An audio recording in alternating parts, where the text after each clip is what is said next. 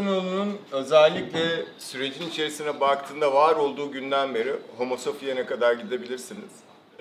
Sürecin içerisinde aslında doğanın içinde ve yaşamın içinde tek başına aciz bir varlık. Hani öyle ormanların kralı değil yani, yırtıcı da değil. Hani tek başına survive edemiyor. Survive edebilmesi için bir grup halinde olması gerekiyor. Beslenebilmesi ve yaşayabilmesi. İnsanoğlunun varoluşundan beri en önemli hikaye bu. Survive etmek. Ve o kadar o sürüngen beyine işlemiş durumda ki bu. Aslında yaptığımız bütün itilimler ve ihtiyaçlar survive edebilmek üzerine. Hani ilişkilerde bir sürü travmalar yaşıyoruz, tetikleniyoruz, yükseliyoruz ya da içimizdeki o bir canavar çıkabiliyor. Bunların hepsinin nedeni aslında survive edebilmek. Çünkü o şartlar değiştiği zaman hemen o sürüngen beyine bir alarm çalmaya başlıyor. Diyor ki eğer bu şart değişirse survive edemeyebiliriz, kontrol et. Süreci kontrol et. Yaşam devam etmeli. Hangi şartlarla olursa olsun. Aslında ilk itilimimiz bu. Yani tek başımıza yaşayamıyoruz. Onun için de grup, kabile olarak yaşamamız gerekiyor. Ve kabile olarak yaşayabilmemiz için de, survive edebilmemiz için de iletişimde olmamız gerekiyor. Yani aslında ilişkiye giriyoruz. Hem başka insanlarla hem dış formlarla, doğayla, tabiatla ve insanoğlu kontrol edemediğini fark ettiğinde kendine ilahi formlar yaratmaya başlıyor. Fırtınaya ilk başta tapmaya başlıyor. Ya da güneşe, ya da suya. İşte o an Nil Nehri ise o survive edebilmek için bereketi ona sunan, o zaman kutsallaşmaya başlıyor Nil Nehri. O Ganj Nehri ise o kutsallaşmaya başlıyor. Fırat Dicle ise o kutsallaşmaya başlıyor. Aslında kendiyle o doğanın içinde olan bir unsur arasında bir iletişime geçiyor. Ve adaklar başlıyor. Onunla iletişim formları başlıyor. Ritüeller başlıyor. Altarlar kurulmaya başlıyor. Aslında insanoğlunun o baktığınız dinsel formları, felsefesi, bilim, teknoloji, iletişim, dil oluşturmaya başlıyor. Bir kabile kendi içinde anlaşabileceği en uygun dil formlarını oluşturmaya başlıyor. Ve bu kabileden kabileye, yaşam durumlarına, habitatlarına göre değişkenlik göstermeye başlıyor. Ve hayata baktığımızda iletişimin iki tane ana unsuru var. Yani ilişkinin. Bu illa duygusal ya da cinsel ilişki olması gerekmiyor. Her türlü ilişki iletişim formuyla destekleniyor. İletişimin ne kadar sağlıklı, ne kadar şefkatli ve tamamlayıcıysa ilişkin de o kadar oluyor. Ve ilişki içerisinde o iki unsur bir araya geldiği zaman bu doğa da olabilir, insan olabilir. Bir evcil hayvan olabilir ya da doğanın içerisindeki bir bitki olabilir. Buradaki hikaye şu, iki formun da ihtiyaçları var. Ve bu ihtiyaçları birbirine karşılıyorlarsa her şey çok güllük gülistanlık, aşk var, sevgi var, mutluluk var, huzur var, dinginlik var. Eğer ihtiyaçlar karşılanmıyorsa ne var? Kavga var, huzursuzluk var, mutsuzluk var. Bir sürü form işin içine giriyor. Bunu sağlayabilmek için, karşılıklı o ihtiyaçları giderebilmek için de anlaşmalar yapılıyor. Tabii bu anlaşmaların çoğu sözsüz oluyor. Kişi biriyle tanışıyor. Diyor ki tamam bu olur. Ve diyor ki bunun adına ilişki koyalım, sevgili olalım. Sevgili paketiyle geliyor.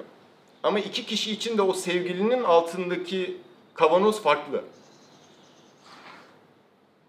Ve iki kişi için de farklı olmasının en büyük nedeni de çünkü ihtiyaçları da farklı. Ama bu tanımlanmıyor, iletişime geçilmiyor. Ve şöyle bir şey oluyor. Sen benim al kavanozumu sevgilimsin. Artık bu kavanoz sana ait. Bunların hepsini, bu ihtiyaçlarımın hepsini bana vermekle yükümlüsün. Şimdi ben bunu verdim. Ben de senin kavanozunu alıyorum. Ama kavanozun içinde ne olduğunu bilmiyoruz. Süreç içinde öğreneceğiz onları zaten. Öğreniyoruz da. Ama hayatın içerisine baktığımız zaman en büyük nedeni biz tek başımızda, evet tek başınalığı da seviyoruz. İhtiyacımız var. Ama survive edebilmek için kabile olmamız gerekiyor. Tek başınalığı niye seviyoruz? O zaman da keşfedebiliyoruz. Özgürce keşfedebiliyoruz. Bir başkasının kavanozunu taşımadan kendi kavanozumuzla istediğimiz yöne doğru gidebiliyoruz ve keşfediyoruz. Ama keşif tatmin olan dinginleşen bir enerji.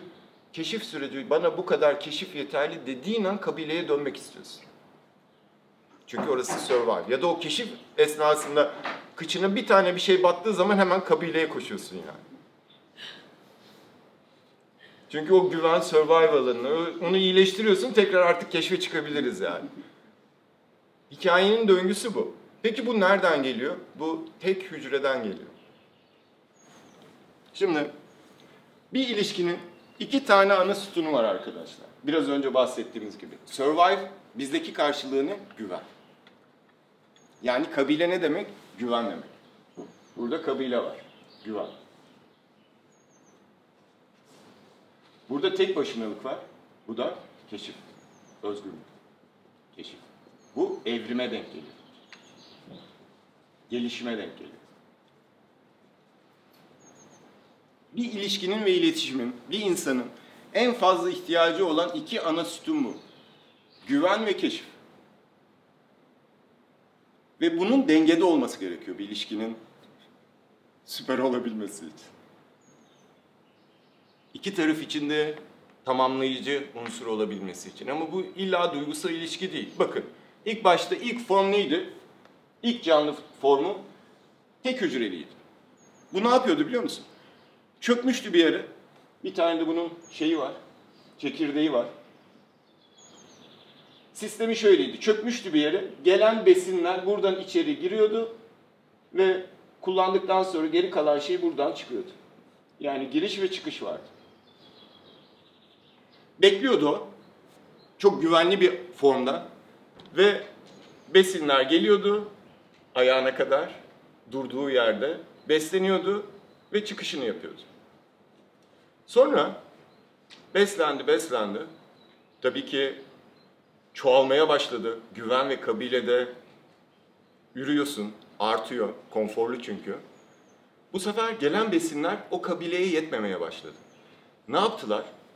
Kırbaçlı hücreye döndüler. Şuradan bir kırbaç çıkardılar. Ve artık besine doğru hareket etmeye başladılar. Keşif süreci başladı. Artık beklemesi gerekmiyordu. Hareket ederek besine doğru gidebildi. Ve bir evrim geçirdi orada.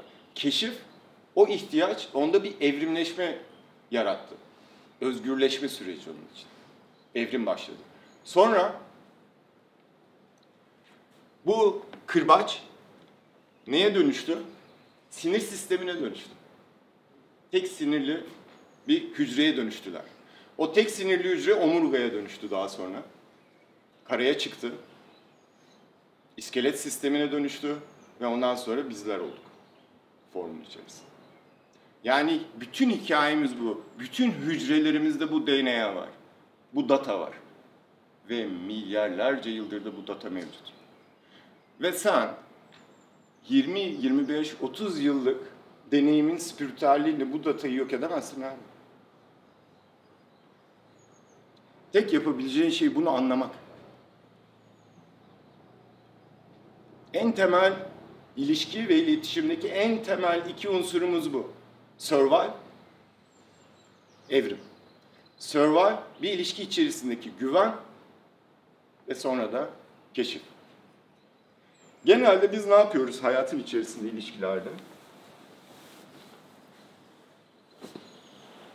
Bu 2 unsur bir ilişki başladığı zaman mevcut, güven ve keşif. Genelde bir kişi sadece keşfi seçiyor. Otomatikman diğer kişiye güven kalıyor. Ya da bir kişi güveni seçiyor, otomatikman diğer kişiye keşif kalıyor. Yani bu kaçan kovalanır hikayesi var ya. Sonra ne oluyor? Biri keşif, özgür ruh. Hani öyle başlıyor ilişkiye, maskeyle başlıyor. Diyor ki ben özgür bir ruhum. Sınırlanmalara gelemiyorum. Daha ilişkinin başında diyor ki ben keşfi alırım, güvende sende. Aslında o kişi de keşif, belki özgür bir ruh ama o ilişkide o kişiyle o ilişkiye girmek istiyorsa güvenin başka bir şey kalmıyor elinde. Bu sefer de normalde arkadaşım ben bir önceki ilişkimde bayağı akıyordum, oradan oraya kaçıyordum. Şimdi bu adam ya da bu kadın gidiyor, ben evde böyle tırnaklarımı yiyorum yani. Hani 10 tane mesaj atıyorum, neredesin? Çünkü güven alanını tutmaya çalışıyor yani. Sonra hikaye şuna dönüyor. Bu onu kovalıyor, keşif kaçıyor. Ama bir sabır var yani, güven, güven. Kaçıyor, kaçıyor. Bu da artık öyle bir kırılma noktası. Aman diyor, seninle mi uğraşacağım diyor. Bu gidiyor, bu keşif bakıyor, mesaj yok. Bu sefer bu kovalamaya başlıyor, bu kaçıyor.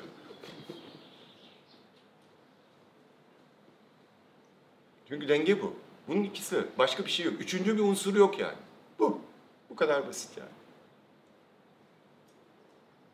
İlişki içerisinde iki tarafta şunun farkında olmalı. Güven ve keşif eşit olması gerekiyor. Sağlıklı bir ilişki olabilmesi için. Çünkü bir taraf evrimleşiyor, keşfediyor. Diğer taraf o evde oturuyor. O güven alanını tutmaya başlıyor. Paylaşıyorlar aslında farkında olmadan.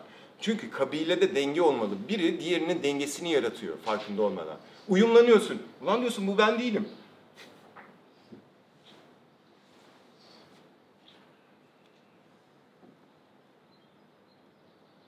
Genelde eril ve dişil formlara dağıtılmış bir de bu.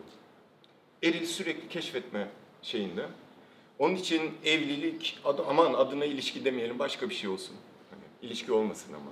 Hani sınırlandırmasın, keşfedeyim, özgür olayım, genişleyeyim. Dişil de güven, sarayım, sarmalıyım. Sakın dişili kadın olarak almayın arkadaşlar, eril form diyorum. Bazı kadınlardaki birçok, hatta artık o form gittikçe değişiyor. Birçok kadında eril form daha güçlü olduğu için o bu sefer keşif. Ama genelde de o eril formda dişil bir adam daha kapsayıcı, daha şey yapmaya çalışan bir adam formu oluşuyor yani. Çünkü denge işi bu. Evren dengesini bir şekilde tutturur. Ama sen ne kadar sağlıklı bir iletişim kurarsın, soru işareti. Ne kadar tamamlayıcı, dengesiz bir iletişim ve ilişki formu olur. Tabii habitat da çok önemli. Kurmuş olduğun bu alanla ilgili yaşadığın kültür, formlar, hayat. Şimdi doğanın içinde tehlikeli wild bir ormanda ya da natural böyle bir yerde çalıştığın zaman ya da yaşadığın zaman bir kabileysen şartlar çok daha farklı o kabile için, süreç için. O zaman güven daha öne çıkıyor keşiften. Çünkü keşfederken kıç kaptırabilirsin abi.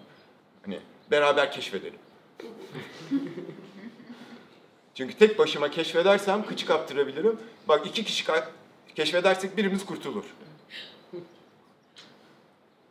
Onun için de hayatın içerisine baktığımızda formlar değişiyor ama sütunlar değişmiyor, kavanozlar değişmiyor. Bazen de ilişkiler içerisinde beraber keşfedebiliyoruz.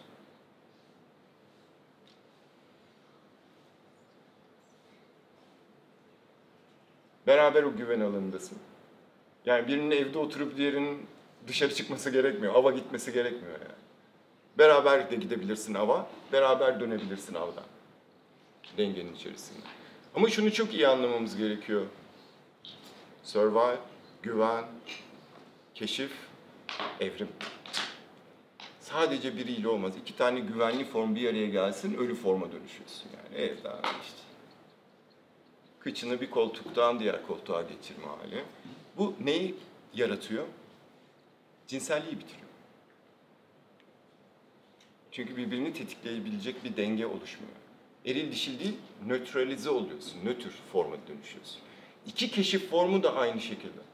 Sürekli keşif de bu sefer de sempatik sinir sistemini çok aktive ediyor. Bir yerde kırılıyor biri. Ya da ikisi beraber kırılıyor yani. Çünkü o güven alanına da ihtiyaçları var. Durmaya, istasyonda durmaya ihtiyacı var yani. Sürekli keşif keşif can sıkar yani. Onun için de ilişkilerimize ve ihtiyaçlarımıza baktığımız zaman hangi ihtiyacın olursa olsun ya güvenle ilgilidir ya keşifle ilgilidir. Bunların ikisi arasındaki dengenin bozulmasından kaynaklanır. Onun için ilişkilerinize bir bakın ve iletişim seviyelerinize bir bakın. Şimdi birinci algılamamız ve anlamamız gereken ve kendimize sormamız gereken şey şu. Benim için güven kavanozu neyi ifade ediyor? Keşif kavanozu neyi ifade ediyor? Hangi durumlarda o survive, hani sürüngen beyindeki o tetiklenen o survive enerjisi alarma geçiyor? Hangi durumlarda keşif aktif oluyor? Ve böylece sen kendini bulduğun zaman güven ve keşif kavanozlarını böylece ne oluyor biliyor musun? İfade edebiliyorsun. Doğru ifade edebiliyorsun. Çünkü karşıdakinin güven ve keşfi seninkiyle aynı değil. Böylece senin o kavanozunu daha net görmeye başlıyor karşı taraf. Anlayamıyor. Anlama şansı yok. Ama anlayış gösterebiliyor. Bir kapı açılıyor orada. Ve bunun dengede olması gerekiyor. Hangi formun içerisinde olursan ol. Dengede olursa beraber eğlenirsin, beraber keşfedersin, beraber maç izlersin, beraber gelişirsin, beraber gürleşirsin. Ama çok bir denge bu yani. Kolay tutulabilen bir denge değil. Kolay tutulabilmesi için kendini çok iyi tanıman gerekiyor. Kendinde çalışman gerekiyor. Yoksa kolay. Onu yapabiliyorsan, onları tespit edebiliyorsan ve doğru şekilde aktarabiliyorsan. Çünkü bazılarımız bunu çok iyi biliyor, çalışıyor, onu görüyor ama çok yanlış aktarıyor. Saldırarak aktarıyor bunu. Sen diliyle aktarıyor. Ben dilini kullanmıyorum. Biz ve sen. Genelde kullandığımız dil bu. Sen böyle yaptığın zaman bize iyi gelmiyor. Bak. Sen, biz, sen neredesin?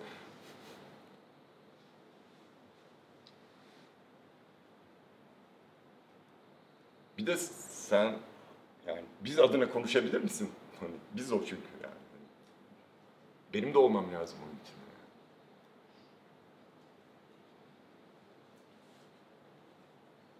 Onun için de yanlış ifade ettiğin zaman da istediğin kadar iki tarafta bunları çok iyi bilsin. Orada da sistem çöküyor. O zaman ilişki neymiş? O kadar da kolay değilmiş yani. Hani bayağı ip üstünde yürümek gibiymiş yani. Şefkatli iletişimi ilk başta yapmak lazım. Bizim ana sıkıntımız maalesef bu eğitim bize hiçbir zaman verilmiyor. Aslında bu çocukluktan ilk başta anne ve babadan alınması gereken bir eğitim. Sonra ilkokulda, anaokulunda verilmesi gereken bir eğitim. Ve lisede, üniversitede de devam etmesi gereken bir eğitim. Onun için de sonucu biz oluyoruz işte. İletişim kuramayan, ilişki içinde çırpınan ve zaman içerisinde ilişkiyle ilgili, iletişimle ilgili umudunu kaybeden, kalp kırıklıkları olan mutsuz bireylere dönüşüyoruz. Her türlü ihtiyacımızı ilişkiden almaya çalışan, bütün sorumluluklarımızı karşıdaki kişiye kutuyla teslim eden, beni sevdin mi? Sevdim seni çok. Al bu da paketim. Uğraş.